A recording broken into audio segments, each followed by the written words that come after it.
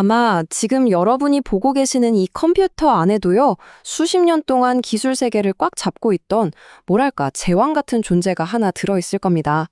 그냥 칩 만드는 회사가 아니에요. PC라는 시대 자체를 만들어버린 회사죠. 네, 오늘 바로 그 인텔 이야기 속으로 한번 들어가 보겠습니다. 자, 그럼 이 질문으로 한번 시작해 볼까요? 아니, 대체 어떻게 회사 하나가 우리가 지금 쓰는 이 컴퓨터라는 것의 판 자체를, 그 규칙을 만들어버릴 수가 있었을까요? 정말 궁금하지 않으세요? 그 비밀 지금부터 같이 한번 파헤쳐 보시죠. 인텔이라는 거대한 제국은요, 딱 세 개의 기둥 위에 서 있었습니다. 첫 번째는 모든 PC가 따라야만 했던 일종의 법전, 바로 x86 아키텍처고요. 두 번째는 경쟁자들이 감히 넘볼 수 없었던 인텔만의 무기고 IDM 생산 모델입니다. 그리고 마지막으로 이 모든 걸 가능하게 한 예언서가 있었죠. 바로 무어의 법칙입니다. 자, 이 세 가지가 어떻게 만나서 완전 무결한 승리의 공식을 만들어냈는지 지금부터 하나씩 뜯어보겠습니다. 자, 그럼 모든 것의 시작점이었던 그 순간으로 한번 돌아가 보죠. 바로 PC 시대를 활짝 열어젖혔던 그 결정적인 파트너십, IBM과의 만남입니다. 때는 1980년대 초반입니다. 당시 컴퓨터 업계의 절대 강자였던 IBM이 정말 역사적인 결정을 내려요. 우리도 개인용 컴퓨터, 그러니까 PC 시장에 뛰어들자 하고 말이죠. 근데 이 첫 PC의 심장, 즉 CPU를 뭘로 할까? 수많은 선택지가 있었는데 IBM의 선택은 바로 인텔의 8088 프로세서였습니다. 바로 이 악수 한 번이 앞으로의 기주 역사를 통째로 바꿔놓을 줄은 아무도 몰랐겠죠. 그리고 1981년 드디어 IBM PC가 세상에 나왔는데 반응이 그야말로 시장을 폭발시켜버렸습니다. 이 엄청난 성공의 파도를 타고 인텔의 칩은 더 이상 그냥 부품 중 하나가 아니었어요. PC 세계 표준, 그러니까 왕관을 쓰게 된 거죠. 이제부터 PC는 곧 인텔이고 PC가 되는 시대가 열린 겁니다. 자, 그럼 이 첫 번째의 대성공이 어떻게 업계 전체를 지배하는 그런 거대한 제국으로까지 이어질 수 있었을까요? 그 표준이 어떻게 만들어졌는지 그 과정을 한번 들여다보겠습니다. 근데 여기서 진짜 재미있는 일이 벌어져요. IBM PC가 워낙 잘 나가니까 경쟁사들이 너도 나도 IBM 호환 PC라고 해서 뭐랄까, 복제품을 막 쏟아내기 시작한 거예요. 그런데 말이죠. 이 복제품들이 제대로 돌아가려면 어쩔 수 없이 그 심장만큼은 인텔 CPU를 써야만 했어요. 그러니까 결국 어떻게 된 거냐면 인텔을 이겨보겠다고 나섰던 경쟁사들이 거꾸로 인텔 제국을 짓는 벽돌을 하나하나 날라준 꼴이 된 거죠. 정말 아이러니하죠. 바로 이 지점에서 x86 아키텍처라는 그 누구도 거스를 수 없는 절대적인 기술 표준이 딱 자리 잡게 됩니다. 이게 뭐냐면 모든 소프트웨어는 이 x86이라는 언어로 만들어져야 하고 모든 PC는 이 언어를 이해해야만 하는 시대가 열렸다는 뜻이에요. 한번 이렇게 생태계가 짜여지고 나니까 인텔 칩을 다른 걸로 바꾼다는 건 세상의 모든 책을 처음부터 다시 쓰는 것만큼이나 말도 안 되는 일이 되어버린 거죠. 자, 그런데 여기에 하드웨어의 제왕 인텔에 소프트웨어의 제왕 마이크로소프트까지 합류합니다. 그러면서 역사상 가장 강력한 동맹으로 불리는 바로 그 윈텔 연합이 탄생하는 거죠. 인텔의 하드웨어랑 마이크로소프트의 윈도우, 이 둘이 만나니까 이건 상상 이상의 폭발적인 시너지를 내기 시작한 겁니다. 이 둘의 만남이 만들어낸 건 정말 누구도 멈출 수 없는 무한 동력 상장 엔진 같은 거였어요. 자, 보세요. 인텔이 이런 괴물 같은 CPU를 만들었습니다 하고 내놓으면 마이크로소프트가 오케이, 그 힘을 120% 끌어내는 새로운 윈도우를 만들었죠 하고 착착 받아주는 거예요. 그럼 사람들은 저 새로운 기능 써봐야지 하면서 기꺼이 컴퓨터를 업그레이드했고요. 이 수요는 또다시 인텔한테 더 빠른 칩을 외치는 신호가 된 거죠. 우리가 아는 PC 시장의 대폭발, 그 빅뱅은 바로 이 윈텔 엔진이 불을 붙인 겁니다. 자, 그럼 인텔이 어떻게 그렇게 오랫동안 압도적인 1등 자리를 지킬 수 있었을까요? 그 비결을 한번 파헤쳐 볼 텐데요. 답은 바로 인텔만이 가지고 있던 아주 독특한 사업 모델에 있었습니다.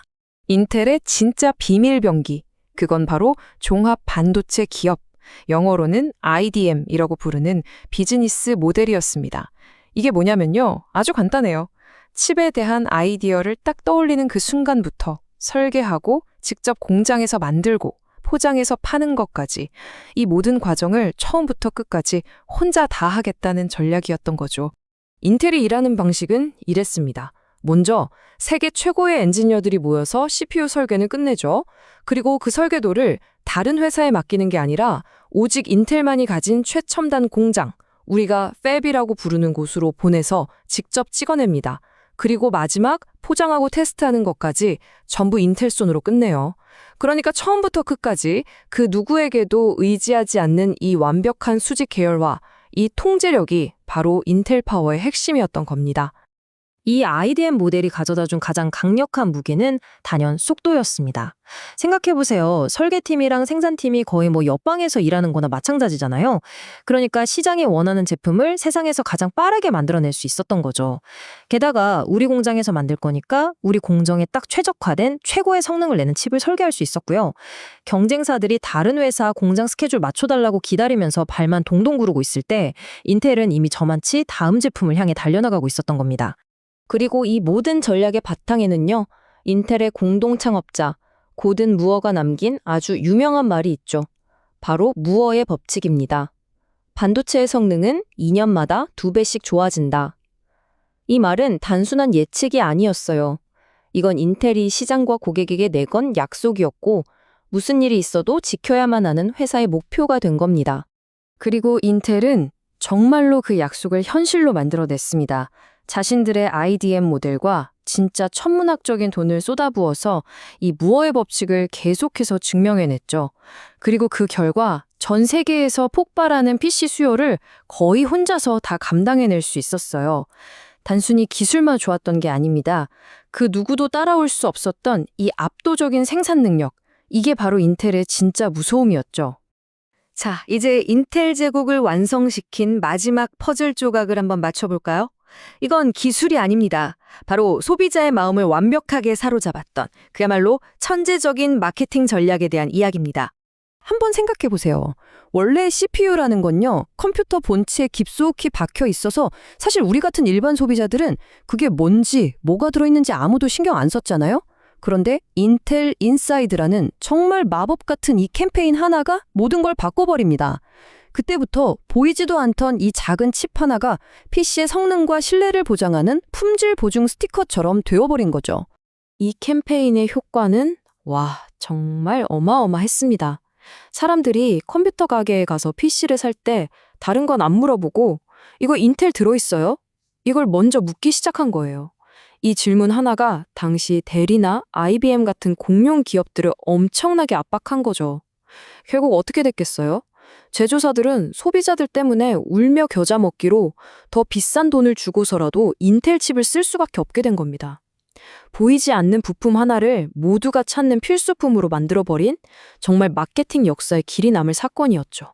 자, 그럼 지금까지 이야기한 이 모든 전략들이 어떻게 하나로 합쳐져서 수십 년에 걸친 인텔의 독주를 가능하게 했는지 한번 정리해 보겠습니다. 인텔이 걸어온 길을 보면요, 진짜 한편의 완벽한 전략서 같아요.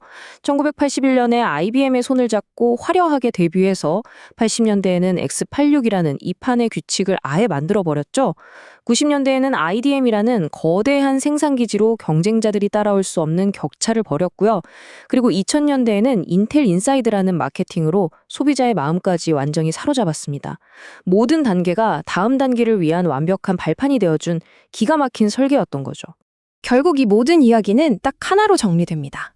단 한 번의 파트너십으로 시작해서 산업의 표준을 세우고 누구도 넘볼 수 없는 거대한 생산 제국을 건설한 회사. 인텔은요, 그냥 PC혁명에 참여한 수많은 회사 중 하나가 아니었습니다. PC혁명 그 자체를 앞에서 끌고 간 바로 그 엔진이었던 겁니다. 인텔의 이 모든 걸 우리가 다 한다는 IDM 모델은 분명 PC 시대를 열었습니다. 하지만 지금은 어떤가요? 모든 게 잘게 쪼개지고 각자 잘하는 것만 하는 초분업화 시대잖아요. 이런 세상에서 과연 제2의 인텔처럼 한 회사가 모든 걸 손에 쥐고 산업 전체를 호령하는 그런 제국이 다시 나타날 수 있을까요? 여러분의 생각은 어떠신가요?